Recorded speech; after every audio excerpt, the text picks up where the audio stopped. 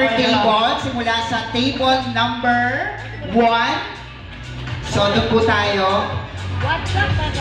For table number 1, tama ba? Ay, mamaya na daw, sabi nung catering yata. Okay, wait lang po.